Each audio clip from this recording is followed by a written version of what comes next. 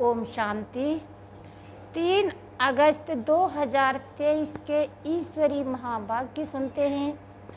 आज बाबा कहते हैं, मीठे बच्चे, याद की यात्रा में टाइम देते रहो तो विकर्म विनाश होते जाएंगे।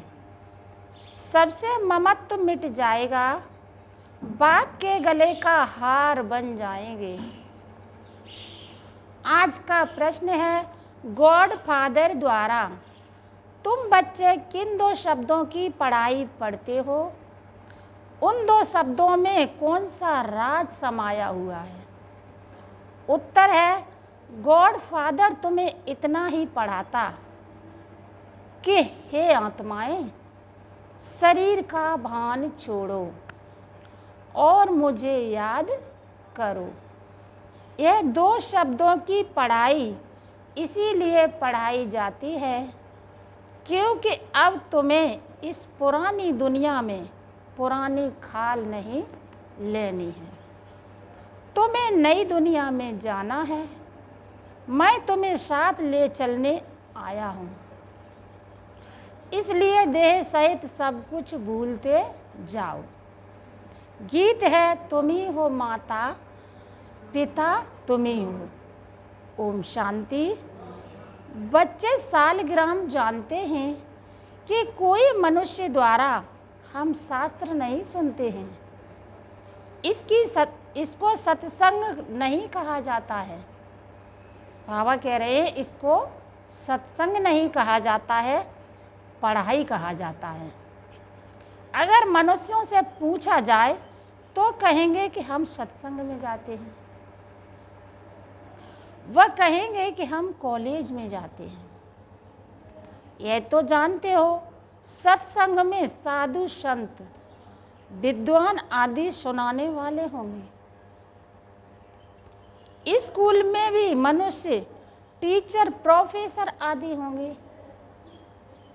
यहाँ मनुष्य नहीं है। यह है बेहद का रूहानी बाप, जिसको कहा जाता है तुमेव माता पिता। यह महिमा देवताओं की भी नहीं, ब्रह्मा विष्णु शंकर की भी नहीं। यह महिमा है निराकार परमपिता परमात्मा की। अब बच्चे जानते हैं कि निराकार परमपिता परमात्मा यह शरीर धारण कर पाठ बजा रहे हैं। सिवाय इस निराकार परमपिता परमात्मा के कोई भी ब्रह्मा कुमार कुमारियों को पढ़ा नहीं सकते। ब्रह्मा को भी ज्ञान सागर नहीं कहेंगे, इसको प्रजा पिता कहेंगे। ज्ञान सागर एक ही निराकार परमपिता परमात्मा को कहा जाता है। वही पतितों को पावन बनाने वाला है, क्योंकि ज्ञान सागर से ही सद्गति होती है। यह है नई बात। गीता में श्री कृष्ण का नाम डालने से खंडन कर दिया है। अब मनुष्यों को कैसे पता पड़े कि नॉलेजफुल परमपिता परमात्मा आकर नॉलेज देते हैं? यह मनुष्य भूल जाते हैं। ऐसे नहीं कि शास्त्र आदि द्वापर के आदमी ही बनते हैं। नहीं, समझाया जाता है पहले बाप का चित्र मंदिर आदि बनते हैं, जिससे भक्ति शुरू होती है। भक्ति भी बहुत समय परमात्मा की होनी चाहिए, क्योंकि ऊंचते ऊंच वह है। उनकी पूजा पहले शुरू होती है। पूजा लायक है ही एक शिव।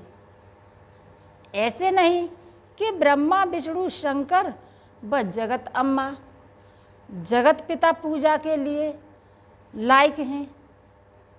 इन सबको पूज्य बनाने वाला एक ही बाप है। उनकी भक्ति भी जरूर अधिक होगी। यह ब्रह्मा तो कुछ नहीं, इनमें परम पिता परमात्मा न आए तो इनकी पूजा क्या होगी? सबका सदगति दाता एक ही बाप है। यह विचार सागर मंथन करना होता है। भक्ति कैसे शुरू होगी? शिव बाबा तो विचार सागर मंथन नहीं करते।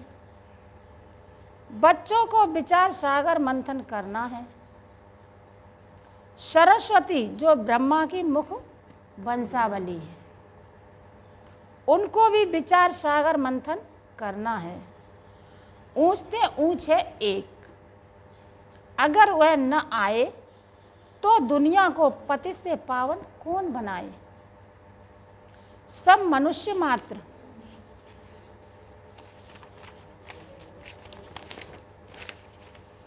पतित हैं।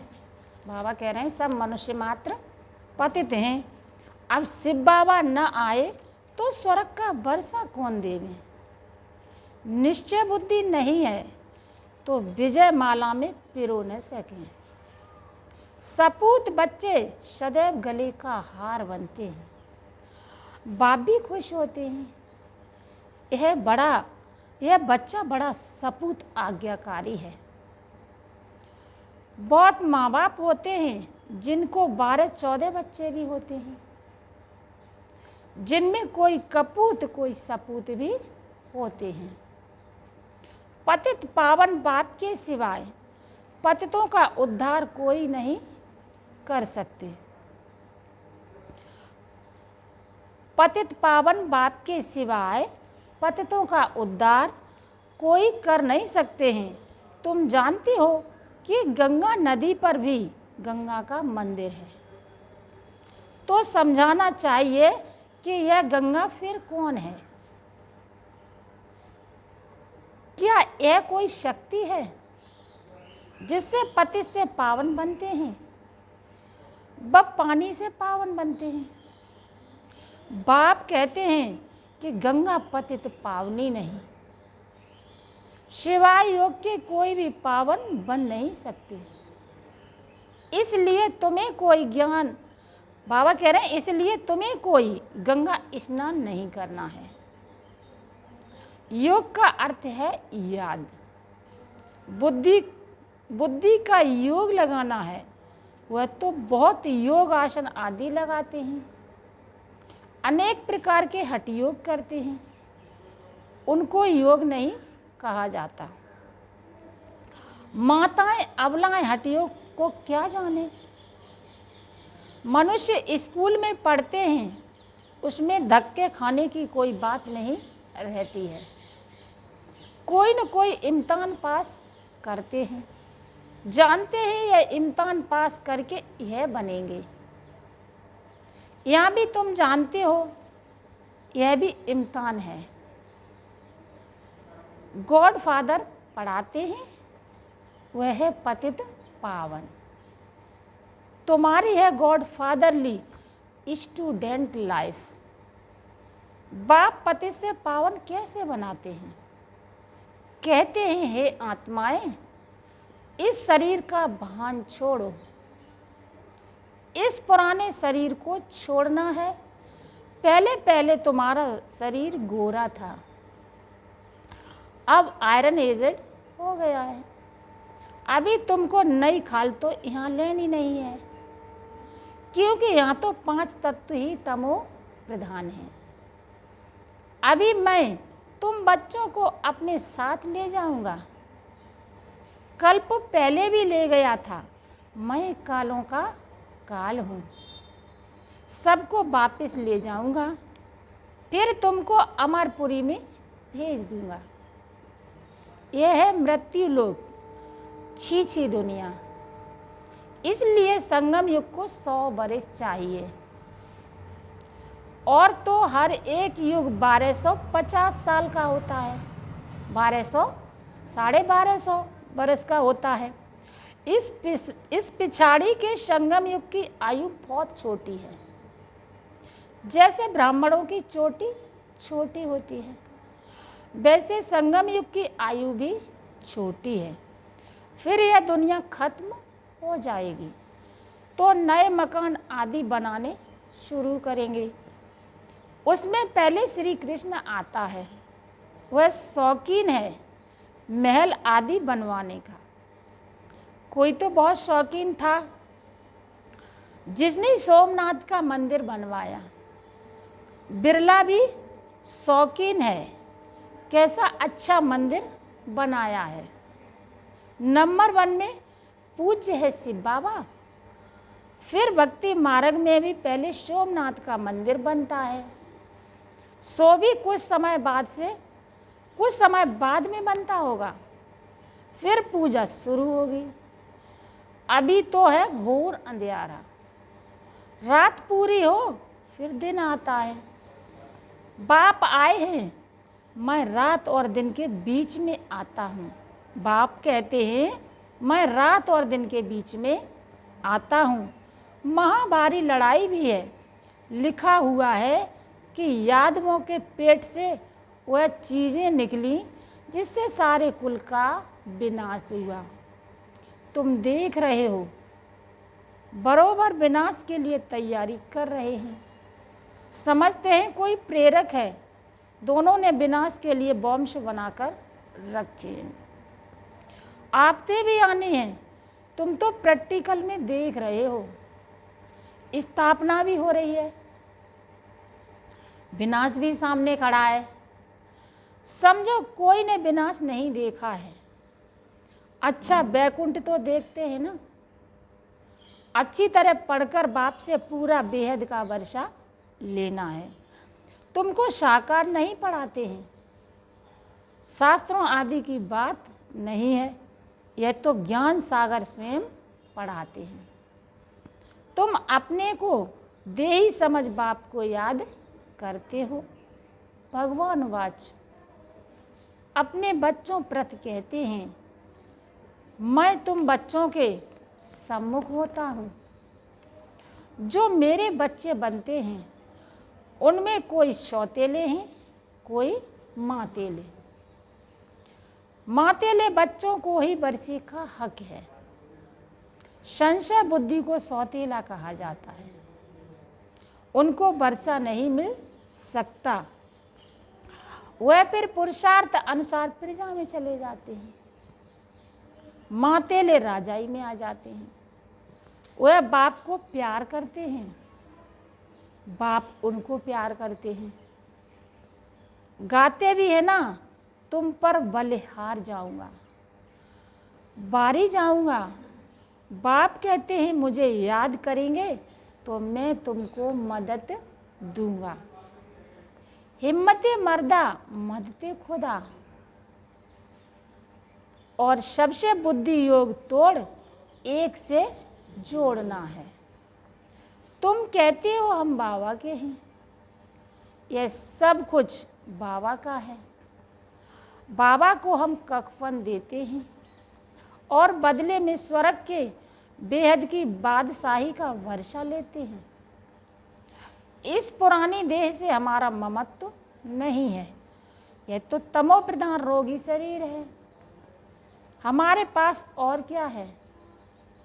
मनुष्य मरते हैं, सब कुछ छूट जाता है, फिर उनका सब कुछ करनी घोर को दिया जाता है। हम सब कुछ आपको देते हैं।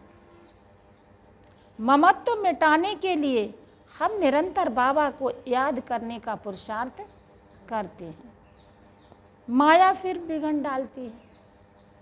इसलिए धीरे धीरे जितना मेरी याद में टाइम देते रहेंगे तो विकर्म विनाश होंगे, वही मेरे गले का हार बनेंगे।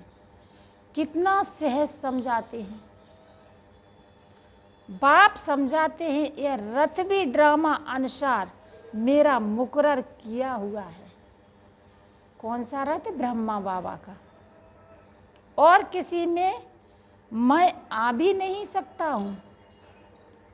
तुम भी कहते हो बाबा, कल्प पहले भी हम आपसे इसी मकान में इसी ड्रेस में मिले थे और आपसे वर्षा लिया था। तो कितना सहज है। बाप कहते हैं सिर्फ मुझे याद करो और कोई भी तरफ बुद्धि न जाए। याद रखना, अंतकाल जो पुत्र सिमरे, अगर किसी को भी याद किया तो फिर वहाँ जन्म लेना पड़ेगा। कहाँ भी ममत्व तो नहीं रहना चाहिए। अंतकाल जो स्त्री सिमरे, बाप आते हैं पतितों को पावन बनाने, उनकी कितनी महिमा करते हैं एको ओंकार। उनका एक ही नाम है, उनको दूसरा शरीर मिलता ही नहीं है। जो नाम बदली हो, तुम तो 84 जन्म लेते हो तो नाम भी 84 पढ़ते हैं। बाप की महिमा में गाते हैं निर्भय निर्वैर अकाल मूर्त, वही कालों का काल है, उन्हें काल खा नहीं सकता। मैं सभी को मुक्ति धाम में ले जाऊंगा, निर्वैर मेरा कोई से बैर नहीं है। अकाल मूर्त अजोनी में जन्म मरण में नहीं आता हूँ। उनकी कितनी महिमा गाते हैं, गाया भी जाता है दुख हरता सुख करता। कलयुग के दुख हरते हैं, सतयुग के सुख देते हैं। बच्चे जानते हैं भारत में सतयुग में जीवन मुक्ति थी, बाकी सभी आत्माएं शांति धाम में थी। याद पड़ता है ना? तो जरूर बाप जब संगम पर आए तब सभी को शांति धाम ले जाए और तुमको फिर सुख धाम भेज दे। कितनी सहज बात है, परंतु माया ऐसी है जो यहाँ से बाहर गया तो भूल जाएंगे। जैसे गर्भ जेल में धर्मराज के द्वारा तुमको सजा दिलाता हूँ, त्राह त्राह करते हो कि हम माफ़ी मांगते हैं, फिर ऐसे पाप नहीं करेंगे। बाहर निकलने से फिर भी पाप करने लग पड़ते हैं। यह है ही माया का राज। सतयुग त्रेता में माया होती नहीं, वहाँ तो सुख ही सुख रहता है। अभी तुम पढ़ रहे हो, इसमें घरबार छोड़ने की बात नहीं। बाप कहते हैं देह सहित सब कुछ भूल जाओ। तुम्हारा यह बेहद का सन्यास है, उन सन्यासियों का है हद का सन्यास। जंगल में जाकर फिर लौट आते हैं शहर में, नाम कितने बड़े बड़े रखवाते हैं। बाप कहते हैं मैं कितना सहज समझाता हूँ। बुढ़ियाएँ कितनी हैं, बुढ़ियाएँ कितनी हैं, कहती हैं हमको धारणा नहीं होती। अच्छा, यह तो जानती हो कि परमात्मा पढ़ाते हैं, वह कहते हैं सिर्फ मुझे याद करो, इसमें तो कोई तकलीफ नहीं है। अभी हमने 84 का चक्र पूरा किया है, यह हुआ सुदर्शन चक्र। आत्मा को चक्र का दर्शन होता है, यहाँ ही निरोगी काया बनती है। चक्र को जानने से तुम ऊंच पद पाएंगे। इसलिए बाबा कहते हैं कि सुदर्शन चक्रधारी बनो। कितना सहज समझाते हैं, सहज याद, सहज सृष्टि चक्र, कोई तकलीफ नहीं। यह है सच्ची कमाई। बाकी धन माल तो सब खत्म हो जाना है, सब छूट जाता है। सागर को उथल खानी है, नेचुरल कैलेमिटीज भी आनी है। भारत सच खंड था और कोई भी खंड नहीं था। भारत है शिव बाबा की जन्म भूमि, बड़े से बड़ा तीर्थ है। भारत में ही सोमनाथ का मंदिर कितना अच्छा बना हुआ है, अभी तो ढेर के ढेर बनाते हैं। बाबा कहते हैं कि इस समय की शादी पूरी बर्बादी है। शिव बाबा से सगाई पूरी आबादी है। शिव बाबा साजन भी है, स्वर्ग में भेज देते हैं। तुम यहाँ आए हो, जानते हो हम यहाँ बरोबर नर से नारायण, नारी से लक्ष्मी बनेंगे। ऐसे नहीं कि पुरुष जाकर पुरुष ही बनेंगे। बदलते रहते हैं, कोई चोला पुरुष का है, कोई स्त्री का। फिर सतयुग से त्रेता कैसे बनता है, वह भी समझाया गया है। अभी तुम बच्चों को नॉलेजफुल गॉडफादर पढ़ाते हैं। मनुष्य तो फादर टीचर सतगुरु हो न सके। फादर और टीचर हो सकते हैं, गुरु हो नहीं सकते हैं। सो भी वह जिस्मानी विद्या। यह बाबा तो एकदम स्वर्ग का मालिक बनाते हैं। कोई भी बात न समझो तो 1000 बार पूछो। अच्छा, मीठे मीठे सिकी लदे बच्चों प्रति माता पिता बाप दादा का याद प्यार और गुड मॉर्निंग। रूहानी बाप की रूहानी बच्चों को नमस्ते। हम सब रूहानी बच्चों की रूहानी माता पिता बाप दादा को याद प्यार और गुड मॉर्निंग। नमस्ते बाबा, नमस्ते नमस्ते, शुक्रिया बाबा शुक्रिया। धारणा के लिए मुख्य सार है। पहली पॉइंट है, सपूत आज्ञाकारी बन विजय माला में पिरोना है। बाप को अपना कखपन दे, बलिहार हो, सबसे ममत्व मिटा देना है। दूसरी पॉइंट है, अंतकाल में एक बाप ही याद रहे, उसके लिए और सबसे बुद्धि योग तोड़ निरंतर बाप की याद में रहने का पुरुषार्थ करना है। आज का वरदान है, सर्व खजानों को स्वयं में समाकर दिल सिसक्तपन व ईर्षा से मुक्त रहने वाले सदा प्रसन्न चित्त भव। सर्व खजानों को स्वयं में समाकर दिल सिसक्तपन व ईर्षा से मुक्त रहने वाले सदा प्रसन्न चित्त भव। बाप दादा ने सभी बच्चों को समान रूप से सब खजाने दिए हैं। बाप दादा ने सभी बच्चों को समान रूप से क्या दिया है, खजाने दिए हैं। लेकिन कोई उन प्राप्तियों को स्वयं में समा नहीं सकते।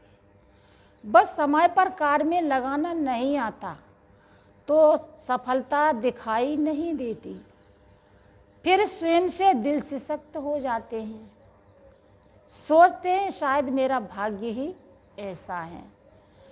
उन्हें फिर दूसरों की विशेषता व भाग्य को देख ईर्ष्या उत्पन्न होती है। ऐसे दिल सिसक्त होने व ईर्ष्या करने वाले कभी प्रसन्न नहीं रह सकते। सदा प्रसन्न रहना है तो इन दोनों बातों से मुक्त रहो। आज का स्लोगन है, स्वार्थ के बिना सच्चे दिल से सेवा करने वाले ही स्वच्छ आत्मा हैं। स्वार्थ के बिना सच्चे दिल से सेवा करने वाले ही स्वच्छ आत्मा है। अच्छा, ओम शांति। ओम